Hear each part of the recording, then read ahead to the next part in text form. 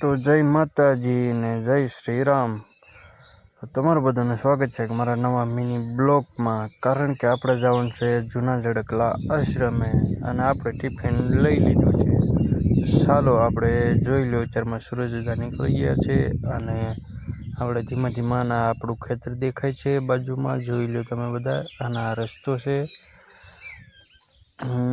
ઘરે આપણે જવાનું છે ને પહેલાં આપણું ખેતર જોઈ લો. આપણે રોજ જાંબુડા અહીંયા જોઈ આપણું જાંબુડું દેખાય છે અને સામે જો લગભગ દેખાય છે.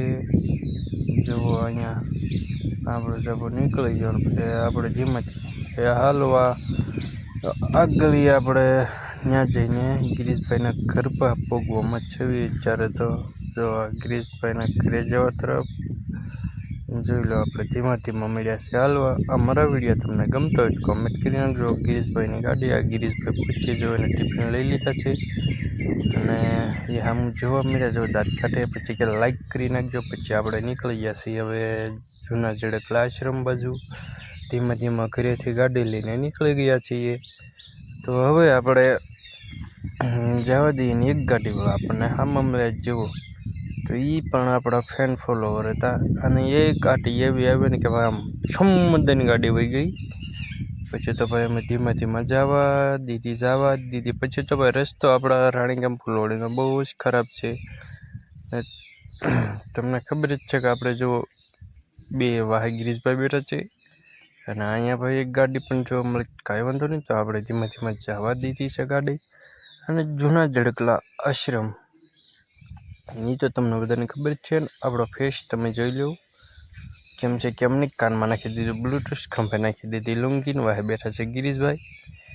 તો હવે આપણે પાછી બીજી આ ટેવીને આપણને જળમનો ટાંકો દેખાણો છે તો આપણે પાછી જવા દીધી. ધીમે પાછા મૂકી એવી હતી. કાંટા હમું જોઈ છે તો 500 આપણી ગાડી પગે.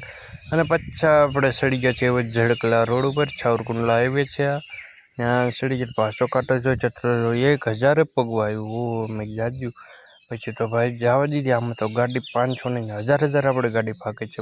પણ મને તો બહુ મજા આવી છે તો ગાડી આંકવાની. એટલે આપણે ધીમા ધીમા નીકળી ગયા. ને પછી તો ભાઈ આમાં જો ગેટ પાસ નીકળ્યા. આમ આજુબાજુમાં નકરા લેમડા જ દેખાય છે. અને ભાઈ આપણી પાસેથી એક છુમ કરતી રોકેટની ઘોડા ગાડી વહી ગઈ. અને જોઈ લો ભયજનક. તમે બોર્ડ વાંચી લેજો કેમ છે, મસ્તીનું હતું બોર્ડ. એટલે પણ આમને જામે એવું એક જ નંબર બોર્ડ હતું. પછી તો આપણે પાસે હવે જૂના જડકલા આશ્રમ બાજુ સડી ગયા છે. જો આપણને હવે ધજાવું દેખાવા મળી છે. થાંભલે ધજાવું છે. તો આપણે હવે પૂગી ગયા છીએ રામધામ આશ્રમ જૂના જડકલા. એ ભાઈ ડેલો ખોલી નાખ્યો અને હવે આપણે આશ્રમમાં આવી ગયા. ને આ જોઈ લો હનુમાન દાદાનું મંદિર છે. આ ધજા છે હનુમાન દાદાની. આ આશ્રમ તમે જોઈ લો બધા. આપણે જવાનું છે હનુમાન દાદાએ પગે લાગવા. એટલે આપણે ધીમા ધીમા જાય છે ને બાપુ અત્યારે આરામ ઉપર છે. આની ખાસિયત એવી છે કે બાપુ જમતા નથી. એ આપણને ખબર છે, ખાલી છા ને પાણીમાંથી જ રહેશે. ને સામે જોવો દેખાય ને એ બાપુનો ધૂણો છે. ત્યાં આપણે એના ઇન્સ્ટાગ્રામમાં વિડીયો જોતા મરસાનું હવન કરતા.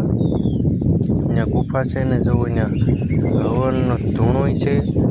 એટલે આશ્રમ તમે નિહાળી લેજો. કોઈક દિવસ આપણે આશ્રમ બાજુ જરાક આશ્રમની મુલાકાત તમે બધા લેજો.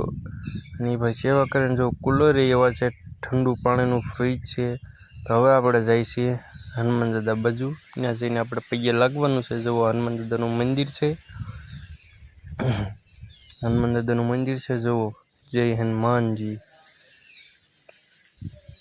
પછી તો આપણે ડંકો વગાડી ધીમે એકદમ. પછી તો પાછા દર્શન કરવા આવી ગયા છીએ. જુઓ હા ગદા જુઓ, હનુમાન દાદાની ગદા જુઓ તમે, મોટી જબ્બર છે. તો હવે આપણે પગે લાગી લીધું છે. તમને બધાને વિડીયો જોવાની મજા આવતી હોય તો જરાક કોમેન્ટ કરી નાખજો કેમ છે કેમ નહીં.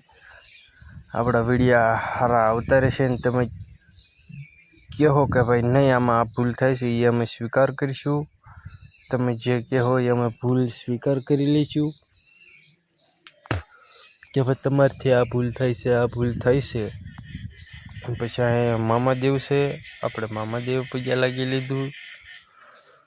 તો કોમેન્ટમાં લખી નાખજો જય મામાદેવ। જોઈ લો આ મામાદેવની ધજા છે, અહીં મામાદેવ છે। મામાદેવનું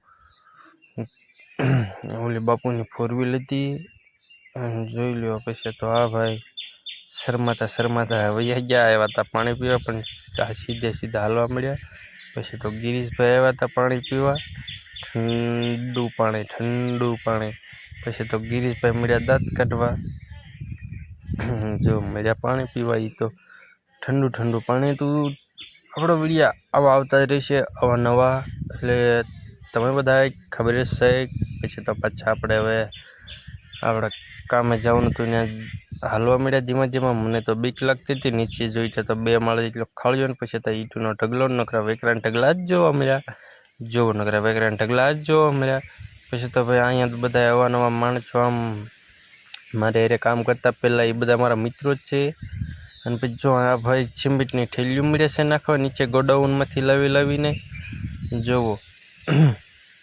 જોઈ ભાઈ સિમેન્ટની થેલીઓ જ લાવવા મળ્યા છે, 500 નાખી દે ને પછી દાદા મળ્યા હાલવાના ધજાના દર્શન કરી લો।